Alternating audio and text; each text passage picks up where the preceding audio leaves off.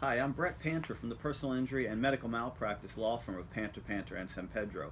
And today I'm here to talk to you about a little known problem that can arise out of your medical care and a waiver of your rights. It's known as an arbitration agreement for claims arising out of or related to medical care.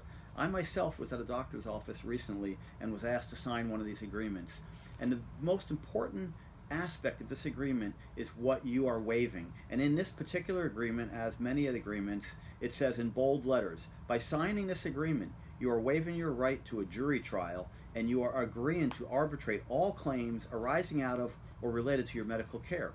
What does that mean? If you voluntarily sign this agreement, you're going to be going to an arbitration. And arbitrations are conducted different ways. In this particular agreement, the doctor's contract of arbitration says that you will pick an arbitrator, the doctor will pick an arbitrator, and those two will pick a third arbitrator. So your matter, no matter how important it is to you about the medical malpractice that may have been committed, will be decided by three arbitrators. You waive your right to a jury trial. You're waiving your constitutional rights. Is this agreement enforceable? In most cases, yes, it is enforceable. So be very careful with what you're signing. These arbitration procedures were designed to save money. The truth of the matter is, in this particular agreement, you're following the rules of civil procedure, meaning that each side is retaining experts, each side is following all the rules of civil procedure. So the process is just as cumbersome, takes just as long, and probably ends up actually costing you more money because now you're paying three arbitrators to decide your decision. In often cases, these are business people. These are not members of the community, nor are they your peers.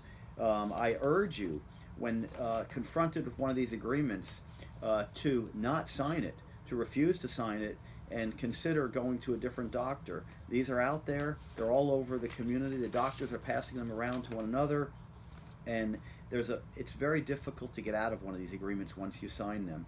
You need to get a valid court order, and there has to be a valid reason to get yourself out of these agreements. So once they're signed, you are waiving your very fundamental rights to a jury trial, and you are now guided under arbitration rules.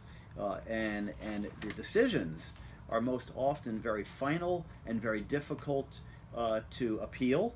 The standard of appeal is very, very high, and once you're in this arbitration world, it's no getting out. So I suggest that when you see agreements like this, that you think about them, consider whether you really want to go to that doctor who is asking you to waive your constitutional rights, consider going to another doctor, and perhaps consulting with a lawyer before signing it.